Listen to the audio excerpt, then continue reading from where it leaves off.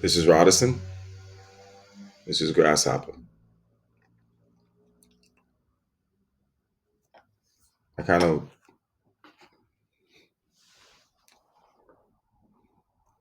I had to. mm, I'm not doing any of this with any script or any sort of notes. Even like, I mean, it's barely thoughts, but I know they're thoughts. I know they're there. I just,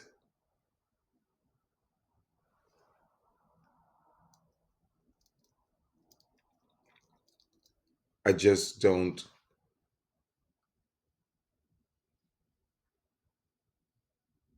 call them at once, all at once. Um, I have many, many, many, many, many thoughts. I think about many things, but lately the things I've been thinking about are of you. That would have been a great line. Anyways, so I realized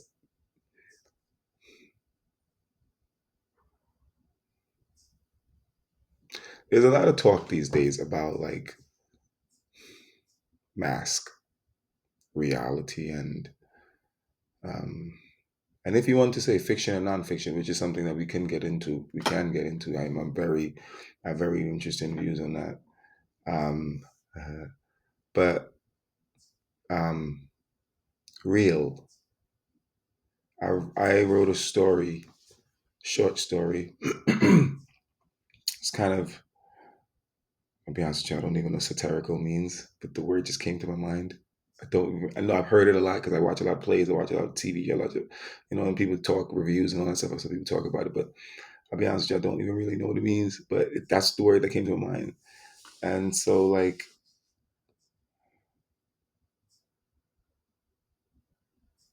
my life is becoming like that and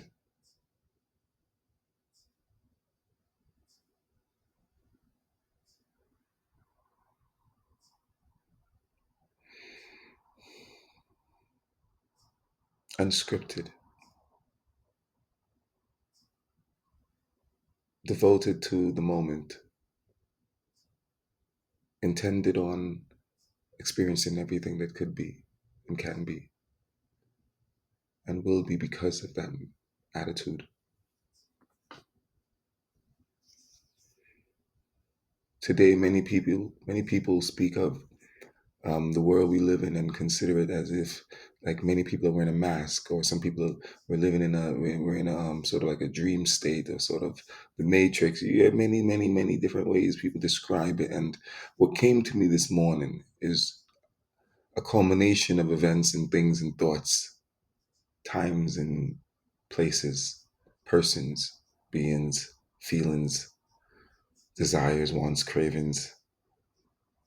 Every morning, every day, they come to me as if they're like my minions, and I believe I do the same for them, for what they do to me.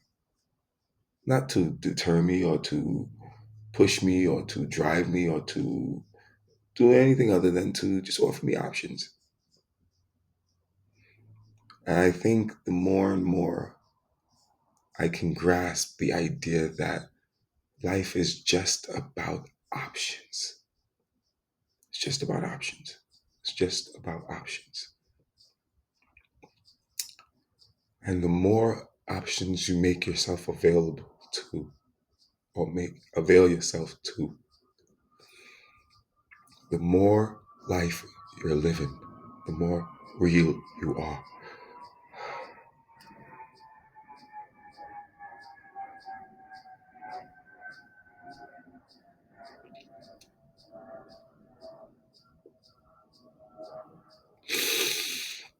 Life is real. It's a total sum of options that, just by nature of how one feels and what he believes, those options will seem as if they're positive or negative, up or down. And really, it has nothing to do with the actual option, the actual thing, the actual being. I'm being real with you. I'm being real with myself.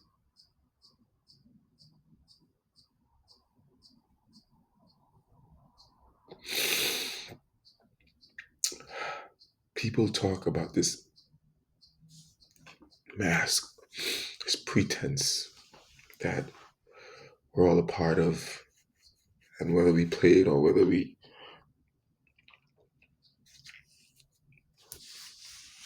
whether we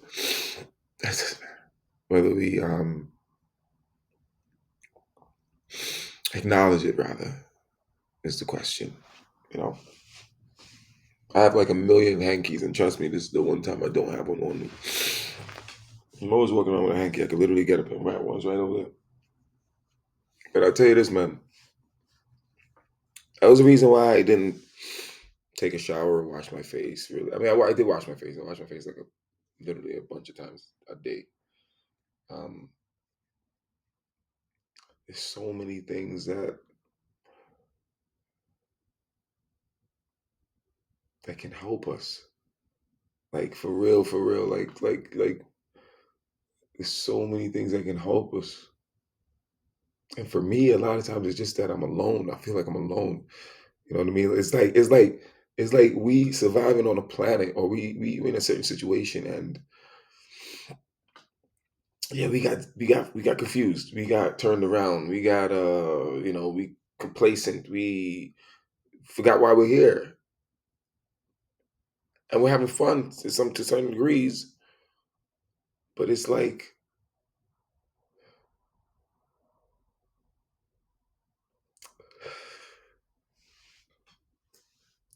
you don't feel like something more is calling you, like something's pulling you like away, like like if you love pussy, if that's what your thing is. If you love pussy, you don't think like if you get all of it, you're gonna be like still like, but there's something that my heart is beating for, and it wasn't that. And isn't that gonna make you feel so much worse? If you love food, if you love cars, if you love whatever you love, do you not get the sense that if you got all of it, every piece of it that you wanted, you would still feel like something was missing? Like you don't feel that. You don't feel that without having those things. That's what I mean. It's like I have so many things I would like to, but it's who the world seems as if their ears is only tuned to certain sounds and not mine. So I speak to myself most times. It's caused me that. And in fairness, you could see the you could see the genius in that sort of way of doing things is that one has to recognize their own self, obviously, before anything else can. And it's not going to be before anything else can. It's just that meaning in that true, sincere way. No thing will truly appreciate you the way you are meant to appreciate yourself. I've said this, and it's a feeling and a statement and a thought that I'm synchronizing with my body and my mind and my heart because it's true. Listen, man, I don't. Whatever you think is failure, nobody wants that. You think nobody's asking for failure? We're talking about like completing your soul's mission, which means that you feel gloriously happy. And you just gotta ask yourself, is like, yeah, I know I believe that is what I want, and that is what can get me that happiness. That can get me that feeling, that satisfaction. But you do know, you have the knowing right now to know that if I got all of that, I still wouldn't be happy. You know that. So you see what I'm saying? I'm just saying, like, we ain't got to criticize the fact, belittle it or anything. We just gotta let's just like let's just consider it, man. If you playing a football game or you playing a basketball game or you playing any sport you doing, anything you doing, whatever you do in life, like if you got to a point where it's like repetitively doing something, just continually doing something, and you supposed and like you got a certain feeling and reaction from it initially, and so yeah, okay, you always thought this is what you was gonna want, what you wanted. You found it, you got it, it made you feel good. It's making you feel good. But then why you waking up days and feeling like, what's going on? Why aren't I happy? Like you almost convincing yourself you have to be happy. You're convincing yourself you have to be happy, which is good. Good, great. It's a good thing to do. But it's not, yo,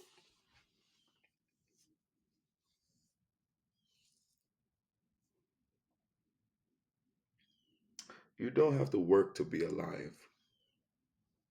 We don't have to work to be alive, right? You don't have to do no work. Like you physically don't have to do nothing with your hands to be alive. You don't. To continue, to continue, yeah, that's okay. Because it's just like paddling a boat or putting your sails up. Not every minute the wind's blowing in the direction you need to be going, or it's blowing and at all. So you might have to sit a little bit. But when it picks up, you'll go. You'll continue moving. Like life is yours as it is. Just that's yours. It's yours. You know what I'm saying? Like the water's yours, the air is yours, the sun's yours, everything is yours and mine. It's your life. You're here for that reason. You know what I mean? Like, yeah, we play the game. Capitalism, right? We charge you for water, we charge you for air, because we have to make you believe. No, I want you to think carefully, right? I want you to think carefully. I want you to try to pay more attention to what it is, to the connections, rather. I want you to pay more attention to the connections. I want you to just follow the connections, right? So we pay for land and water at the moment. At the moment, we pay for land and water, electricity, a number of things. Okay, sure, right? So we pay for space.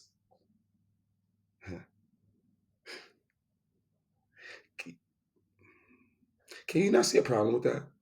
Like, okay, act like you lived in a world where there was no capitalism. Act like you lived in a world where there was like honor systems, and there were like trust, and like you believed in people and believed in yourself. Act like you live in that world. Can you see a need for money anymore? Can you see a need for money anymore if you live in a world in which you don't have to, like, you trust everybody? Like you walking outside and you're like, okay, if you had the opportunity to raise children without the influence of anything and anybody else. If you had the opportunity, if you had the chance to raise a group of children, you're gonna get all the resources, you're gonna get everything you need. You want everything you need. Just a test. This is a setup. This is an experiment. It's a science, art, love, because we're trying to figure this out, right? So if you had the opportunity to have a group of children, no one else is dictating anything to these children. You're the only one influencing them in that way. You're like, however you choose to care for them is the order that will be set, and that's how they all will be cared for. However you choose, like, so you could be like, I want you guys to so guys, this is how we live. This is how we live, right? Everything is everybody's. You belong to yourself.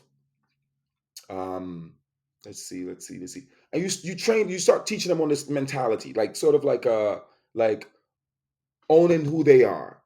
They are powerful beings themselves. You start like helping them to get more in touch with their intuitive abilities, with their emotions, right? Like because what happens is, so let's just be honest. Like, so if you come if you because you're bringing these children out, and you allowing them to have these experience and these interactions without the influence of the past, your past, that is, right? So you trying to say, well, what could life have been for me had I not been influenced by all of these other things? What would harmony look like to me? What would harmony be? What could harmony be if I hadn't seen what disharmony looked like? You know what I'm saying? Because that's the thing, but you needed to experience that. You needed to see it. But you do have to ask yourself, that's what I'm saying about searching through the want, the need, the desire, searching through it, going further than the want and the need and the desire to simply say, this is not who I am. You should be able, not should. You are able to see yourself in a circumstance that you have not even found yourself in yet and tell whether or not you would like it or not, whether or not that will fulfill you. You do know yourself that well to be able to do that. You see, now don't get me wrong. I also, myself included, fell for the scheme and the trap that's not true, but that is true. And how much more better that could be if that is it as it is true. It's 100 times of a better game to play, a better system to accept, to understand that I could know, yo, like, so that thing is something I always wanted as a child. Or not always wanted as a child, but like, that's something that, like, I thought I always wanted. Okay, let me imagine it. Let me go deep. Let me broaden my imagination. Let me see how, and that would be the test. It's like Jesus when he said, if you have faith the size of a mustard grain, you can move a mountain. And people say, well, I couldn't move it, so that shows that's not true. And it's like, well, that shows you don't even have faith the size of a mustard grain, motherfucker, the tiniest of all. So if you're saying you can't do it, it is basically you admitting that you just don't want to stretch your imagination that far. No one's been gifted with a higher imagination than another person. It's just your ability to stretch your imagination, man. It's not a physical thing. It's not like me. It's not like a human being that is like myself and trying to make myself about Shaq's size and weight. I can't do that physically. I'm not gonna be able to do that. Right? I'm not gonna be able to do that. Right? Shaq is like a big dude, an extraordinarily big dude, right? Like big dude. So it's not like I'm not even a. I mean, I'm 6'1". I think I don't know what the fuck he is, 8'12". I think he's like 6'7", 7", maybe 7, whatever, 7'11". But my point, you see my point, but with your spirit parts of you, your imagination, your creativity, that is not like when people would be like, I listen to producers and they will always do this thing where they'll say like why they get to charge for musicians and have to make money consistently off of the musician is because the musician can always go perform their song and make money, but they can't. Motherfucker, if you only understand that your job in life is not to be producing something, you understand that capitalism is what gave you that job. And when you took the job, you crossed out creativity. But you are a creative being by nature. You can't be here without being a creative being. You were created here. How would that be? How can that make sense that you believe that we all are created in the same space, same time, but yet have like this? Yeah, they're just so creative. I don't know where they get it from. What? How, Sway? How do you believe that? How do you believe that in the idea that your imagination is like children, if this kid or if this person grew up in that neighborhood over there and they were influenced by people will say it's an artistic community. Why are you saying that then? Are you saying that then? Why are you saying that then if you don't believe people can be influenced or yeah, right, influenced?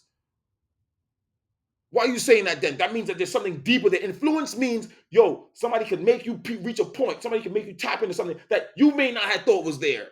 That's what influence means. I got influence. I didn't know I was going to do it. Yeah, you didn't know, motherfucker. They pushed you they got you somehow, one way or another. Physical, subliminal, whatever you want to fucking believe. Magic. You got to see you were able to do something you did not think you were capable of doing. Maybe that's the positive to take away. Anytime something moves you in a direction and to a place and a position or a time in which you had not conceived of, maybe that's the point to say, hey, this means that there's many other things that I didn't think I was capable of doing that I am able to do.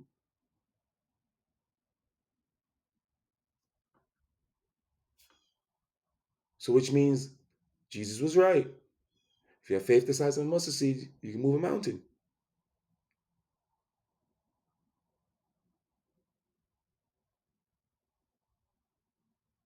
Next in line is that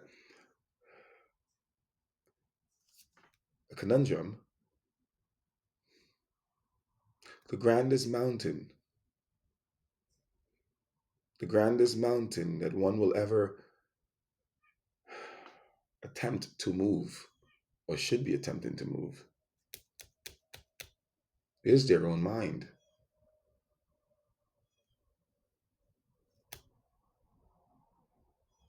And the conundrum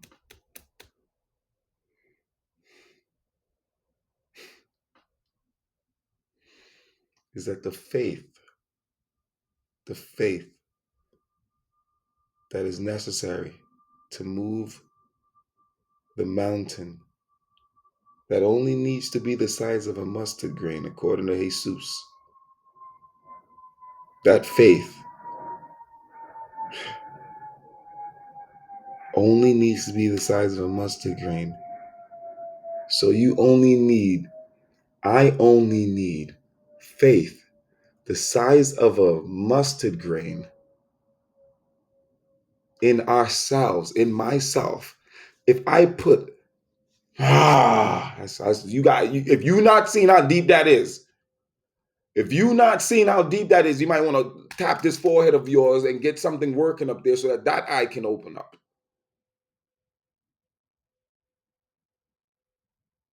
Your faith, your faith, your faith is your faith. You get it, man? Woman, you get it?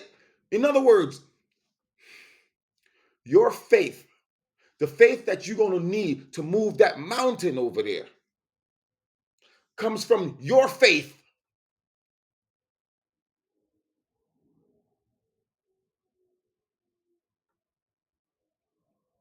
You got to build your faith in yourself. Act like you scouting yourself. Act like you dating yourself. Act like you recruiting yourself. Act like you interested in your motherfucking self to the point that you are curious and want to know yourself. No, you don't want to fuck yourself.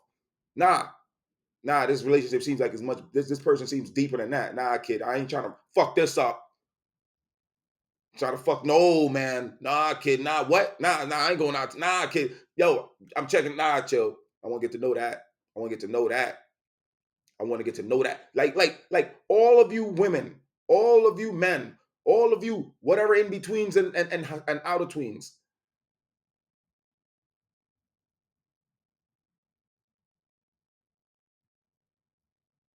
How interested are you in yourself? So as to not fuck yourself over and actually court yourself. Get to know yourself. Be interested and curious in yourself, in the depths of yourself. Like, in other words, let me just say it simply and plain. Are you able to see the benefit, the advantage, the privilege in yourself over everyone else? Now, see, you might think of certain words that I just said, like privilege, as a trigger for you, advantage as a trigger, but you're not listening, man. Motherfuckers got to put your ears on in the morning.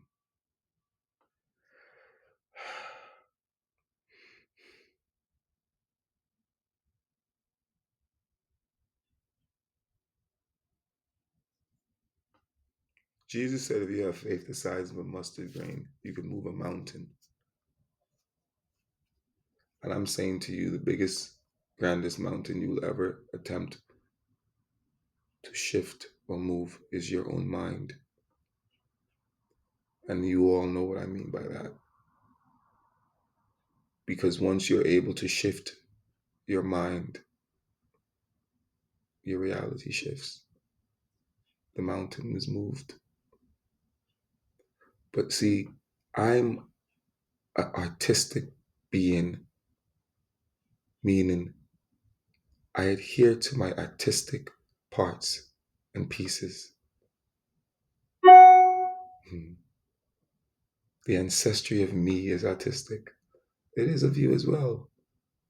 But it's what you call forward, what you claim, what you desire to be you. Because if you are everything, and you are, but yet you only desire to be certain portions, certain places, certain things. Can't you see that that will be what you are predominantly? It will come to the forefront of who you are. Doesn't mean all the other things aren't who you are. It just means that's what you want to represent you at the time. Because you are everything, no matter, you can't change that, even if you don't want to believe it. That's the beauty of it as well. You will always be everything, and everything will always be you. Everything already claims you as everything. The question is, do you claim you as everything and everything as you?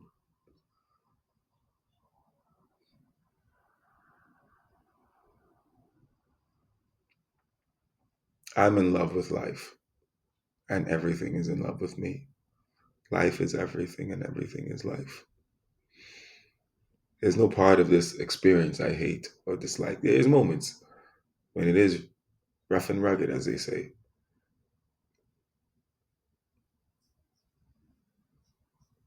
But the more I've learned to care for myself, the more I've been privileged enough to be left on my own. And I say that as I said it, privileged enough to be left on my own. You really, I'm going to tell you because this is, I've never thought about it as this before. And so you're witnessing me witness myself experience it.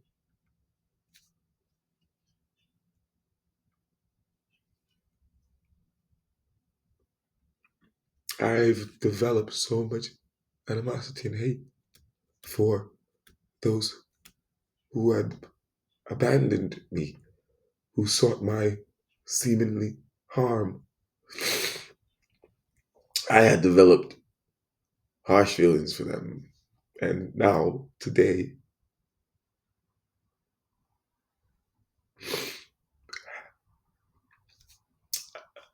an understanding that I thought I had understood already has revisited me in a new way of wisdom. And it is that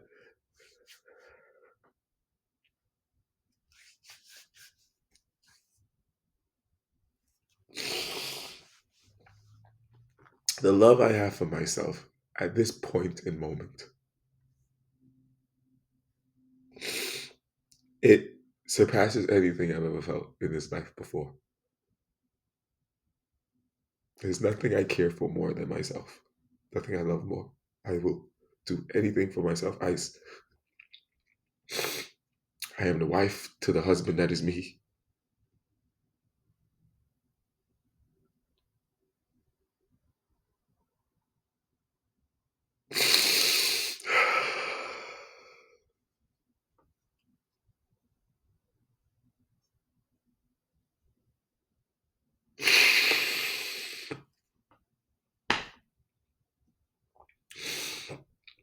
I am the yin to the yang that is me. The up to the down, the nasty to the clean. Everything I am, I claim it and I own it and I am loving it. Never more. Never more. But more tomorrow, please.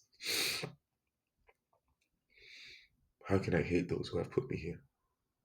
How can I not have nothing but absolute love? Like, you don't I'm not being sarcastic. I'm not being sarcastic. Like, do you understand? Like, do you understand? Like, do you understand? It's like death to me now, which is like death is not a bad thing. It's a good thing. It's not, nothing's bad. Well, it's a whole different meaning, but for me at least. But death is beautiful. It's beautiful. It's like death is like daylight. You don't understand. Because with death comes awakening. It comes there's you know something's coming. You know you're gonna get information. You know you're gonna get truth. You're gonna get the ability to rest. Right? So death brings a lot of good things, a lot of good. You know what that brings? I ain't gonna speak for death. Death is a good person. I don't give a fuck if you think different. Demons, great things, great things. People, you're thinking of these things in the wrong way. How could a demon be bad when it's your demons? Ain't nobody. I can't give you my demons. I can't. It'd be like giving you my angels. I can't do that. And I ask the question, how can your demons and your angels reside in the one being that is you?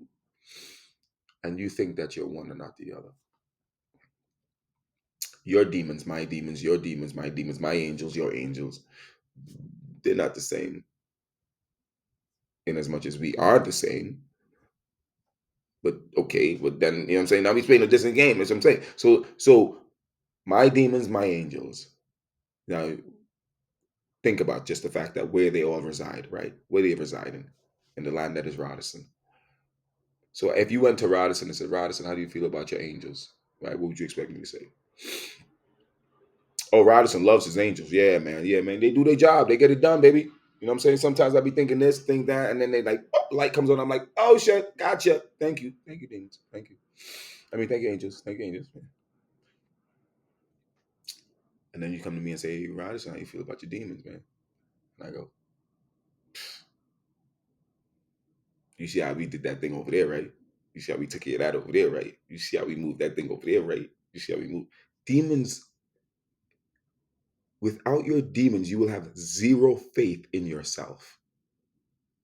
Without your demons, you have zero faith in yourself because your demons reveal to you the dark things, like how, like yo, like if you're feeling jealous of that thing that happened over there, and you like, yo, you feeling jealous, but you ain't telling nobody. What do you think that is? Who you think is on the side of you? Like, I don't know what the fuck they did that to us for. How they gonna make us feel like that? Who you think is saying that to you?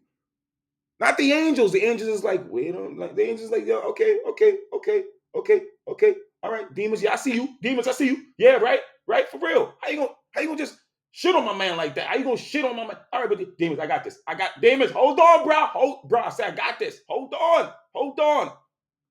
Click, light goes on. Oh, that's what really happened.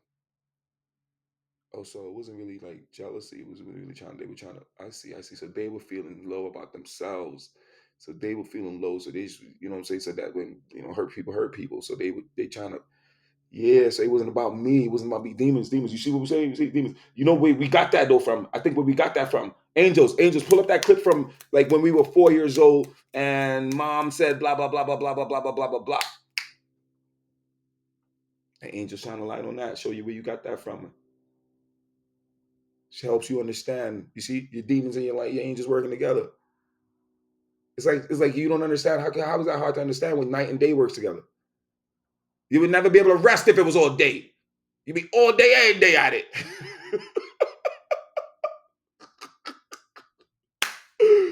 Yo, man, the daytime is for you to play. Play, be creative, do all the things you got to do. Play. The nighttime, you rest. But as you rest in a state of inactivity, all of the activity that you held on in the day is there for you to be received. The potent parts, the parts that meant a lot to you, the parts that was significant to you, the parts that were maybe traumatizing at one point or another, the parts that have meaning for you, the parts that are that in harmony with your life path. Those parts are going to come up in your dreams, right? I remember hearing this a while ago. Pegasus, your dreams, right? Your nightmares, right? There's a guy named Bashar who's a channeler. And I remember he said, this dude is like one of my, man, when people ask me, how did I do it? There's a few people, man. They're not from this planet. They are, but you know what I'm saying? Like, he's an extra, he's a channeler. He channels another being. The being's name is actually Bashar. But, and he mentioned that whole thing. I forgot what I was even saying just now. But anyways, um, he taught me about your passion as well. Reminded me, I should say. No one teaches you anything. I should just correct that. No one teaches you anything. They remind you. You're being reminded. Like if you're a guardian of children, that's a privilege that you should. I hope you know how lucky you are to have that position. Um, as you look at children, you see that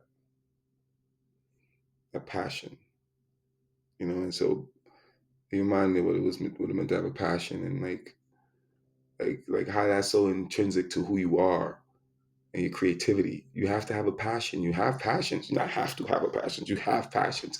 As much as you're breathing until you close this eyes. I'm not even until it stops. You have passions, and that's how it shows that we all are creative beings. And so, like these were tools that aided me in finding myself, in wanting to understand myself better, because I'm a late bloomer. That's my design. I remember I used to work for a company. They used to call me fourth quarter Roddy, because I would like, I'm the type of dude. I chill the whole day. I chill the whole day. I hang here, I rest, I be this and that and then that, and then it'd be like end of third, and I'm like coming towards the end of third, and I'm like, all right, let's go do something, and I'll do it. And the older I started to get easier with that, because at some point I was like, why would you ever do that, Rod? You setting yourself up for failure. Because guess who's telling me that? Half the people on my left, half the people on my right. Nobody in front of me though, telling me that. And now the people in back of me are telling me it. You see, so that was always the case for me. Everything I wanted to do, it was always people left, right, and behind me telling me what to do. Nobody in front of me was telling me what to do. And I had to realize that was because nobody in front of you ever tells you what to do. No one in front of you tells you what to do. Because they understand. The only way they're in front of you is because they looking at what the fuck is in front of them. That's how you go. The minute a motherfucker stops to be like, yo, tell you what you do, you're not in front anymore. And people don't understand that. But if your dumbass is back there sitting there listening, they're taking up everything somebody's telling you and you telling yourself they're in front of you, then you're the dummy. You're the dummy. See what I'm saying? You're the dummy. But all of these things sort of informed me of myself, pushed me towards myself. Little traits, little trinkets.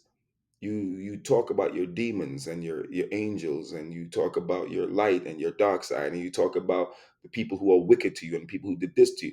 And a lot of times what we don't want to do, like we're not, like you're not being fair. We're not being fair if we're doing that. We're not being real mathematicians. We're not being real artists. We're not being real scientists if that's where, because we're doing half-ass worked, half-ass worked. We're doing half-ass work because you're going half the way. You're not going all the way.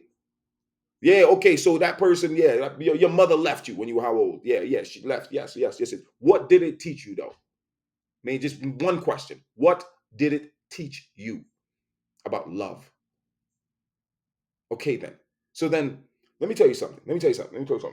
If you walked into a classroom and you saw a lesson on the board that you didn't understand and you didn't get, and you just walked out insulted, who's the idiot? Who's the dummy? Who's the fool? Who's the stupid one? Huh? Because all you got to do is go back in and try to understand it a little better. If you really care about it, try to understand it. And as more and more you understand it, you will understand how much it benefited you to understand that. But you're not going to be looking at it. Well, I remember the first time I walked in that room and I was just so off, like put off by it. And then you're not going to do any of that. You're going to be like, yo. Anytime they got something up, I'm walking in those classrooms because the lessons be on point, bro. Like you ain't gonna, you might, like I know 50 people walked into those lessons and walked out and was insulted. But not these motherfuckers. Nah, they walked in and they was like, and you know the motherfuckers in your life. You know the individual in your life who are the motherfuckers who walked into that room and was like, wait a minute. The most they were concerned with was how many people saw them going back in there. Because they know you dumb motherfuckers will be the ones to judge them. The motherfucker got to sneak back in there like, what the fuck is going on in there? Like, you curious. There's two types of people, right? And you choose which one you want to land in. Like I said, we all are everything and everything is us. So you choose. There's the curious one, and there's the judgmental person. Which one are you? That's ask yourself. Anything you do, if you do 20 things today, ask yourself that question during, before, during, and after each of the 20 things. That each action you do, each thought you have, ask yourself that question. Am I demonstrating curiosity here, or am I demonstrating judgment here? About yourself too. Just do it. Just try that. Just try that one little equation you got over there that rod give you. little tidbit of an equation to walk with everyday life. Ask yourself, anytime you think of something, is that curiosity or is that judgment? Because both is usually a question. You know what I'm saying? So that's what you meant to say. So that's what you meant to say. Right? It's saying. It's a question. It's a question. Right? So that's what you meant to say. Huh. Man, gives it a little bit of a different vibe, though. You know, it's a little, like food. Like if you had my food, then you've had food. But you might have had the same thing somewhere else and think you've had food until you've had my food. You see what I'm saying? So I just mean like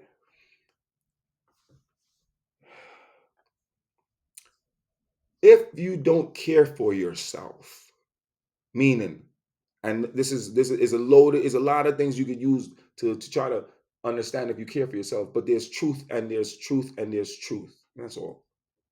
So lie to yourself. But you know what I'm saying? Like we gotta stop playing these games. Like you cannot go through an experience continually and come out not hoping to evolve. The situation, the experience cannot evolve unless you evolve. No situation, no event, place, time, or thing is greater than you. So, which means the entire purpose of the event is for you. Therefore, unless or until you evolve, what can the event do? It is held hostage until you decide one day to evolve, to try something different, to see something different, to free yourself from a mentality that has conditioned you and keeping you locked up in a place, right, of hurt. You see what I'm saying? Because you tell yourself, you love yourself so much that you'll never let this happen to you again. And you don't understand that by the very nature of you being an artist, by the very nature of you being a scientist, by the very nature of you being a human being, you're disregarding all of that. A warrior doesn't say, I just can't be. I watch women do say it so many times. I watch women say it so many times. I've been watching a lot of TV lately. Dating shows really, it's cool. It's really fun. It's fun watching other people get. Yeah, it's really fun. For real, for real, for real. I didn't know it was that fun before. I see why people did it. I'm late to that. I'm late to that one. You see what I'm saying? That's why I don't knock shit. That's what I'm talking about. Like Real Housewives and all that shit. Like, yo, with the shit I'm talking about, you think I'd be like, no, I'm not judging nobody.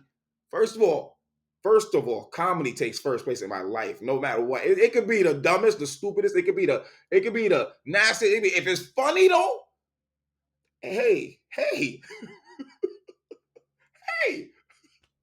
Because look, resonance is everything, right? Resonance is everything. How do you know something is for you? How do you know something is interesting to you? How do you know you have an attraction to something? Resonance. Are you feeling anything from it? Are you getting anything from it? Do you care about it? Like if you care, like, I don't fucking think they motherfuckers, I don't even know. I don't even like, I hate them motherfuckers, man. You know what I'm saying? I wish they never existed. Actually, no, you don't.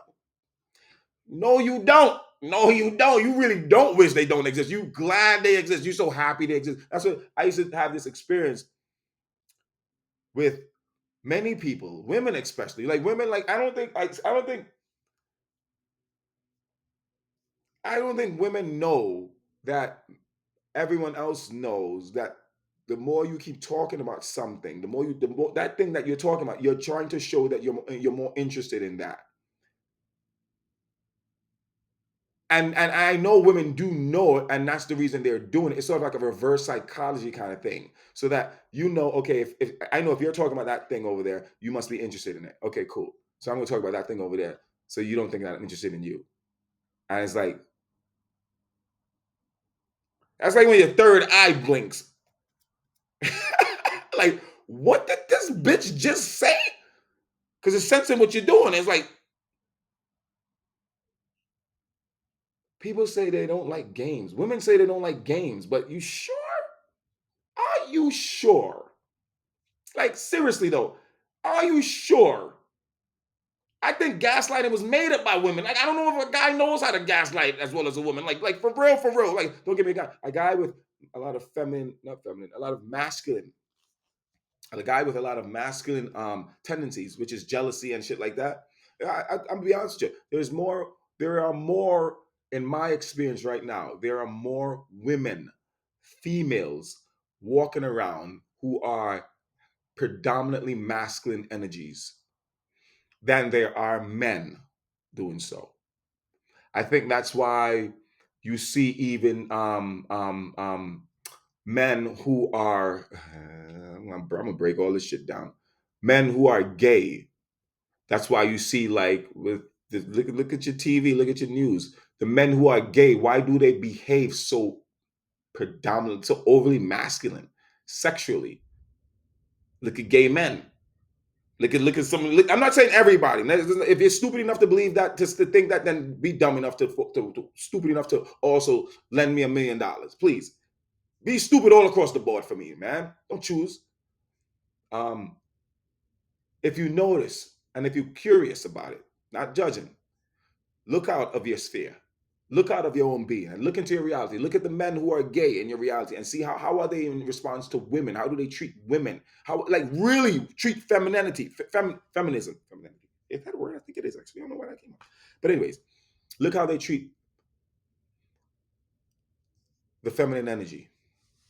I mean, in a sincere way. Like the Women's March, that shit was bullshit. Bullshit. And if you're that dumb to believe that in our society, just because our society says yes to this, that means that it's genuine. I swear, it's like a something I'm realizing more and more and more. How much people like sign themselves up for stupidity. Like, if you can't understand how like sincerity and genuinism will be your guide, your compass, more than anything else. Like if you can't understand that, then you are choosing to be dumb, and dumb. Because like I can say anything to you, but if you ever have the wits and you choose to use them on yourself, you see that you can sense whether or not I'm being sincere with you. And that feeling of sincerity, you don't push it off. You don't say, I don't really like him, so I don't want to feel. No, you dummy. That's like you having a seeing eye dog and you being blind and you be like, wait, don't walk me down that street. I don't really like it. How the fuck do you know? How the fuck do you know when you don't even use an ability you got? How do you know? Like you walking through life and you're judging people. Like so, instead of using the actual tools that you've been given that can help you to actually navigate your life and be in the best places, you're just choosing to put the mask on and get in line and do what everybody else is doing, and then you claiming like you don't understand why you're having these feelings of doubt and feelings of jealousy and just whatever. I watched from my own experience. I watched my mother. I watched my past partners, all women, most women, I thought, be so overly masculine. As I only when I got older and I took account of who I am. I'll tell you I'll tell you the dead honest truth. I didn't brush my tongue yet, so you might have saw that. I'll tell you the dead ass truth. Um, I remember when I was married, as a Jehovah's Witness, I was married, and we used to do these tours at that museum, and Okay, I found this on the web for Studios Tours at the Met Museum. Check it out.